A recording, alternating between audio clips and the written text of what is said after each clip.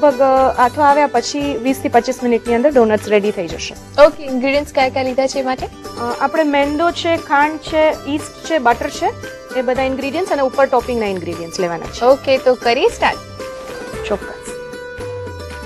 125 ગ્રામ મેંદો છે.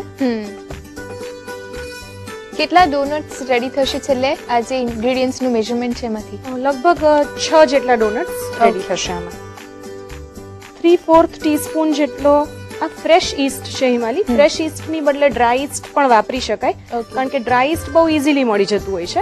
પણ એ fresh East કરતા અડધા માપનું લેવાનું હંમેશા, જો ડ્રાય ઈસ્ટ આપણે લેતા હોય તો. 1/4 કપ પાણીની અંદર આપણે ઈસ્ટ નાખી દઈએ અને લગભગ 2.5 ટીસ્પૂન જેટલી શુગર, એને ઓગાળી લઈએ છીએ. થોડું ચપટી મીઠું એડ કરીએ છીએ. ડોનટ્સ લગભગ ગળાશની આઈટમ છે એટલે મીઠું બહુ ઓછા પ્રમાણમાં એડ કરવાનું છે. Okay. Milk powder 1/2 tablespoon, butter 1.5 tablespoon. એકદમ ચોક્કસ માપ પ્રમાણે ચાલવું પડે છે ડોનટ્સ બનાવવામાં? હા, ડોનટ્સ એક બ્રેડ ની આઈટમ કહી શકાય, એટલે એમાં માપમાં થોડું ચોક્કસ રહેવું જરૂરી છે. હવે લોટને બરાબર મિક્સ કરી લેવાનું, બટર, મીઠું અને મિલ્ક પાવડર નાખીને. બ્રેડ ક્રમ્સ જેવી કન્સિસ્ટન્સી થઈ જશે. હિમાલી, હવે આપણે આ પાણી કે જેની અંદર ખાંડ અને ઈસ્ટ એડ કર્યું હતું એ આમાં ધીમે ધીમે એડ કરીશું. કેવી કણક બાંધીએ છે? ઢીલો લોટ રાખવાનો છે આમાં. ઓકે. જરૂર પડે તો થોડું વધારે પાણી પણ આપણે એડ કરી શકીએ આમાં.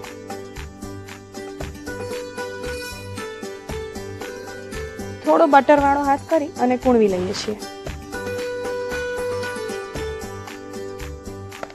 હવે આ કણક તૈયાર થઈ ગઈ છે. આને આપણે હવે લગભગ 15 થી 20 મિનિટ માટે ઢાંકી અને કબાટની અંદર કે એમ રાખી દેશું, એટલે આથો આવી જશે સરસ. વોર્મ પ્લેસ હોય ત્યાં. હા.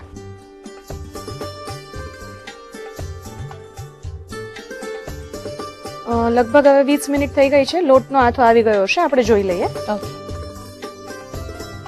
આ રીતે ફૂલી જશે લોટ? હા, લગભગ ડબલ જેટલો થઈ જશે. અચ્છા, અને કદાચ સોફ્ટ પણ થઈ ગયો છે. હા. હવે આપણે આને વણવાનો છે. થોડો થીક, અડધા ઇંચ જેટલી થિકનેસમાં આપણે ગોળ વણવાનો છે.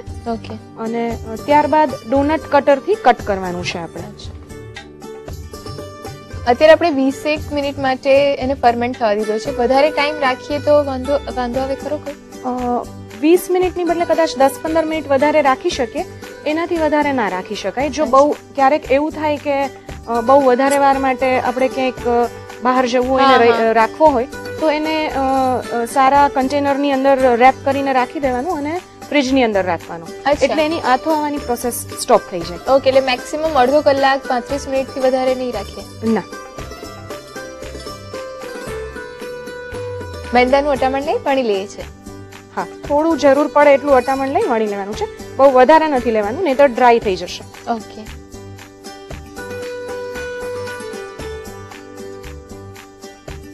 અને થોડું થીક રહેવા દેવાનું છે. આ ડોનટ કટર છે, એનાથી આપણે આને કટ કરવાના છે. અને કદાચ ડોનટ કટર ન પણ હોય તો આપણા કોઈ પણ કુકી કટરથી કે એનાથી કટ કરી અને વચ્ચેથી ફરીથી એક નાનું રાઉન્ડ કટ કરી લઈએ તો પણ ચાલે. અચ્છા.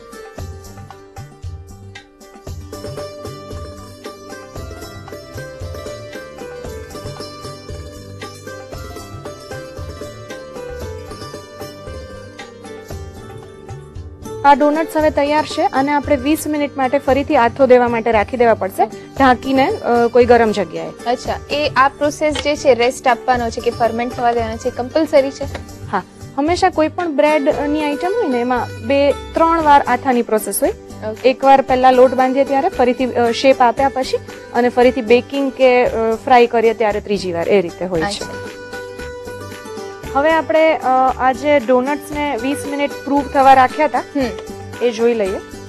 વાવ, બહુ ફાઇન થઈ ગયા છે, એકદમ ફૂલી ગયા છે. સરસ રીતે આથો આવી ગયો છે.